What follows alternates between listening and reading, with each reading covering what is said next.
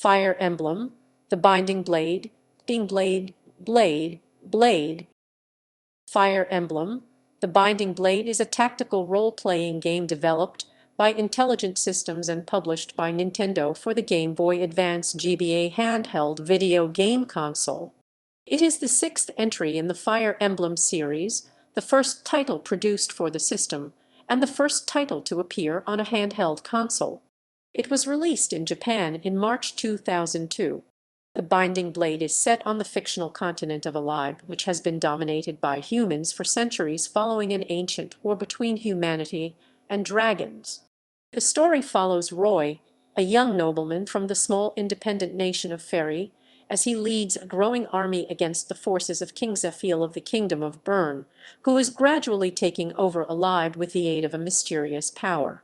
As with other Fire Emblem games, battles take place on a grid-based map, with player units assigned character classes taking part in single combat with enemies and being subject to permanent death if defeated.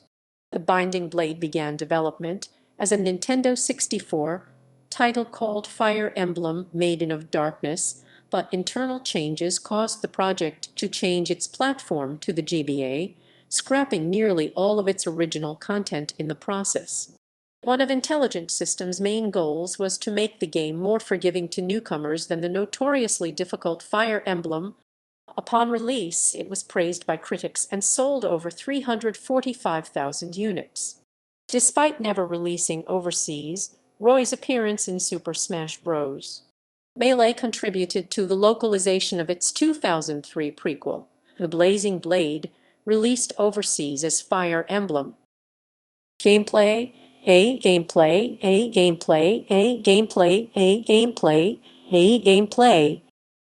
Fire Emblem, The Binding Blade is a tactical role-playing game in which players control main protagonist Roy and his growing army as they take part in battle across the land of Elibe.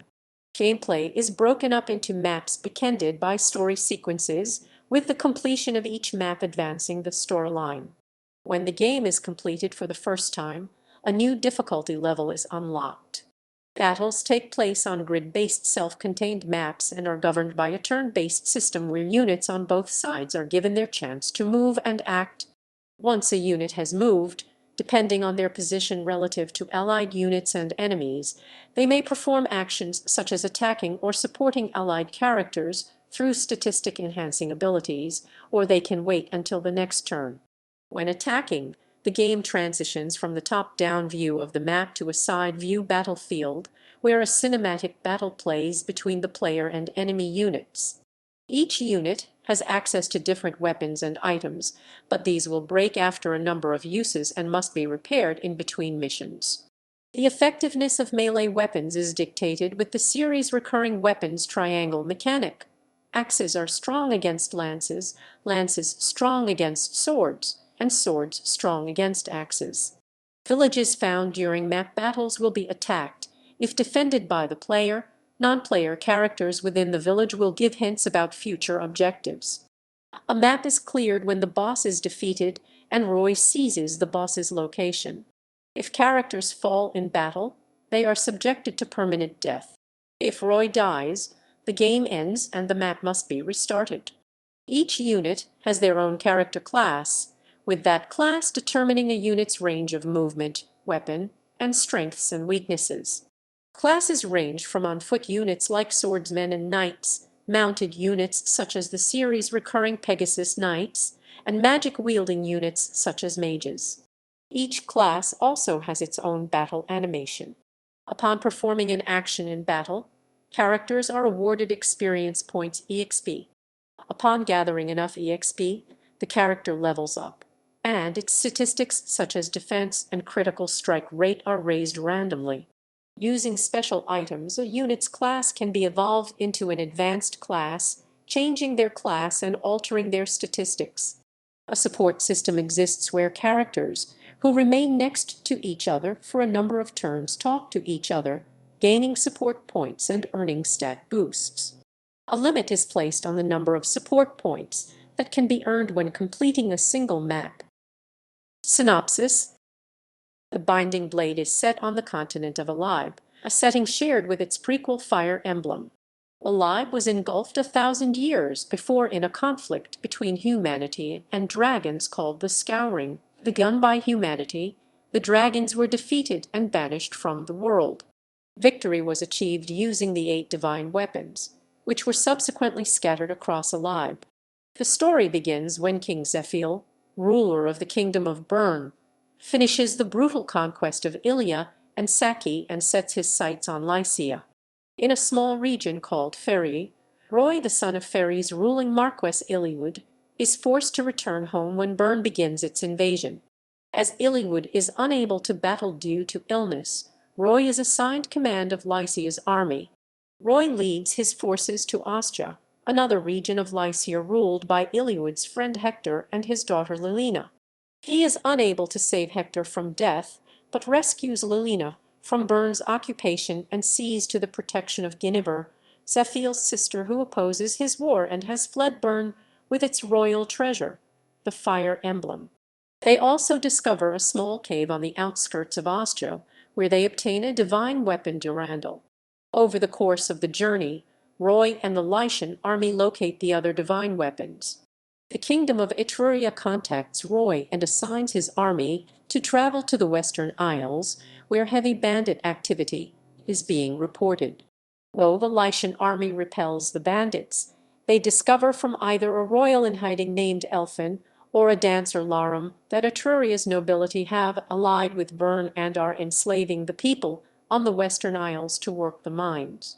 They also learn that Bern has recruited Manicheets, powerful dragons who hide their might in human forms. To learn more about them, the Lycian army travels to Arcadia, a hidden city in the vast desert, where humans and dragons live in peace and gain stronger insight from the elders. A child Manicheet named Fee also befriends Roy during his stay and tags along with him. Roy and his forces later returns to Etruria and removes the corrupt nobility, allowing the kingdom's rightful rulers, depending on the player's actions. The newly reformed Etrurian army then continues through either the snowy tundras of Ilia and its many mercenary groups on Bern's contract, or through the plains of Saki where nomad tribes have allied with Bern. Both paths ultimately take the Etrurian army to Bern's borders, where Roy discovers a shrine housing the Binding Blade, a powerful weapon that rules over the other 8 divine weapons. Combined with the Fire Emblem, Roy is granted its incredible power and wields the Binding Blade in the final assault on Bern's capital. Zephiel is eventually killed by the Etrurian army, and his divine weapon is taken from him. If the player has not collected the 8 divine weapons, the game ends prematurely at this point. If the player has collected them, and they are unbroken, Roy learns that Zephiel ordered his remaining forces to gather elsewhere in Elibe and continue his plans. The divine weapons suddenly emit a light that leads the Etrurian army to this location, an ancient temple that had long ago been built by the dragons. Once inside, Roy is shown the true history of the Scouring. The dragons, despite their power, were unable to maintain their numbers due to how slowly they reproduced compared to humans. As the war came to a close, the surviving fire dragons captured a divine dragon named Idun and sealed away her soul. Enslaved to their will, Idun reproduced dragons at an incredible rate and became known as the Demon Dragon, but she was defeated by a warrior wielding the Binding Blade. Her power was locked away until Zephiel, disgusted at humanity's failings, released her out of his insane desire to return alive to the dragons. As she has no emotion or free will, Idun continues to follow Zephiel's orders even after his death. On the topmost floor of the temple, the Etrurian army battles and defeats Idun and her endlessly spawning dragons. In the war's wake, Elibe begins to rebuild itself. Guinevere is named the new ruler of Bern, while Elphin returns to Etruria after his long absence. Roy and Lilina become the new marquesses of Pherae and Ostia. If Roy delivered the final blow on Idun with the Binding Blade, and if Fee is still alive, Idun survives and is taken to Arcadia to live with Fee while her soul slowly returns to her. Development. The Binding Blade was developed by Intelligent Systems. It was directed by Toru Narihiro and produced by Takehiro Izushi. The designer was Masayuki Horikawa, while programming was handled by Takafumi Kaneko. The scenario was written by Masayuki Horikawa and series newcomer Kuhei Mida. The character designs were handled by Eiji Kanda. The music was composed by Yuka Tsujiyoko, who had worked on every title in the series up to that point. The Binding Blade began development as Fire Emblem, Maiden of Darkness, a Fire Emblem title intended for the Nintendo 64 and its peripheral 64DD. This version was revealed in 1997 by Shigeru Miyamoto under the working title Fire Emblem 64. When they were well into the development of Maiden of Darkness, the internal development structure at Intelligent Systems was changed. Very little of the original Nintendo 64 game concept survived the transition. Aside from the characters Roy and Kale, most of the original game's characters were scrapped. The subtitle Maiden of Darkness remained in use as a working title up until 2001, when it became The Binding Blade. Production on the final version of The Binding Blade took approximately 1 year. The game was the first title in the Fire Emblem series on a portable console. While development of a handheld Fire Emblem title had been considered for earlier games, the team felt available hardware lacked the expression to realize their vision.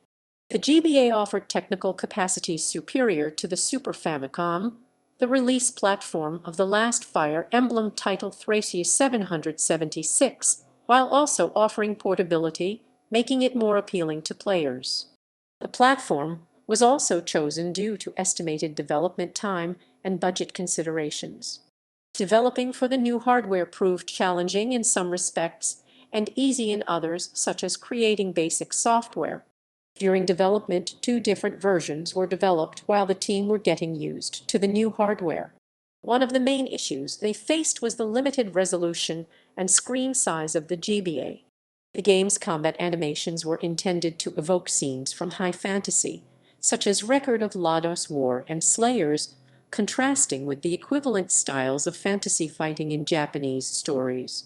Compared to earlier titles in the series, the story for The Binding Blade was made deliberately simple, with clear heroes and villains and an obvious objective for the player to complete. It was the first time the Fire Emblem series employed a branching narrative. The titular Fire Emblem is represented as a family crest. The character of Roy was designed to appeal to younger players and was also given a strong character in contrast to earlier recent titles. He was also made to be a free-spirited and emphatic character, so he appealed to as wide an audience as possible. Also in contrast to earlier entries, particularly the notoriously difficult Thracia 776, the difficulty of The Binding Blade was intentionally lowered. The game was initially planned with 3 difficulties, with the final normal mode being intended as easy mode. Another new element included was counters for elements such as turn numbers. Release: The Binding Blade was officially announced at Space World 2000 under its original title Maiden of Darkness as one of the early titles for the GBA. According to later comments from the staff, the game's official title was already under consideration at the time. The game was announced under its official title at the 2001 Space World event. To promote the game in Japan, a live-action television commercial was created. Standard 30-second versions mixed gameplay footage with the live-action sequence, while the 40-second director's cut featured the full commercial without gameplay. The latter version was only available through the game's official website. The commercial was based upon the operatic commercial created for the first Fire Emblem title Shadow Dragon and the Blade of Light. The game released in Japan on March 29, 2002. The game's Japanese title Fue no Tsurugi has been alternately translated as The Binding Blade and the Sword of Seals. The Binding Blade became the more common modern translation, and in 2017 it was used by Nintendo when detailing Roy's series origins for his character profile on the website for Fire Emblem Heroes. The game was later re-released in Japan on Virtual Console for Wii U on September 2, 2015. Reception During its debut week in Japan, The Binding Blade reached #4 in the sales charts with over 101,000 units. It was still in the charts in May, having dropped to #17 and reached total sales of over 220,000 units. By the end of 2002, the game sold over 345,000 units, ranking at #29 in the 300 best-selling video games of the year. Famitsu was positive about the game. One reviewer noted the slight alterations to the series formula with the shift onto the GBA, but said that it was still unmistakably a Fire Emblem title. A second reviewer praised the game's pacing and the eased difficulty of missions allowed by the rescue function. A third reviewer praised the drop in difficulty from Thrace 776 despite preserving some challenge, and positively noted the fast reactions of the game AI, enabling a low-stress experience for players. RPG fans Woojin Lee praised the game's animation as some of the best on the system, positively noted the added features when compared to earlier entries in the series, and actively praised the game's ability to attach players to characters and the resultant impact when those characters were felled in battle. In concluding his review, he said, "While I'm not sure if the average American gamer is up to the challenge that playing an unforgiving game like The Binding Blade, I think everyone who tries the game will be pleasantly surprised by how deep and engrossing it is." Mike Moog of RP Gamer, writing a retrospective review for the site, praised the game's tactical gameplay and the difficulty being noticeable without being overwhelming. He also positively noted the links to its 2003 prequel Rikan no Ken. His main criticisms of the title were intuitive item management between battles, an underdeveloped and restrictive support system, and the fact that Roy was a very weak character for the majority of the game. He also negatively noted its continued exclusivity to Japan, although he noted that fan translations were readily available. He concluded by saying that The Binding Blade was not the best game in the series, but neither was it the worst. Legacy. The Binding Blade would have a profound effect upon subsequent entries in the series. Main protagonist Roy, together with Marth from Shadow Dragon and the Blade of Light and its sequels, was included in Super Smash Bros. Melee for the GameCube. The characters were not removed for the Western release, giving audiences their first wider look at the Fire Emblem series through the characters. Combined with the positive reception and sales of Advance Wars, which altered Nintendo's view that tactical role-playing games would be unsuccessful in the West, this resulted in the next Fire Emblem title being localized. This game, titled Fire Emblem Rikan no Ken in Japan and released in the West as Fire Emblem, is a prequel to The Binding Blade set 20 years prior and following Roy's father Elibe. While Nintendo of America was willing to localize The Binding Blade, the workload of localizing Fire Emblem, the Sacred Stones meant that the idea needed to be scrapped, leaving The Binding Blade exclusive to Japan. All future Fire Emblem titles to date, barring Fire Emblem, New Mystery of the Emblem for the Nintendo DS in 2010, have been released overseas.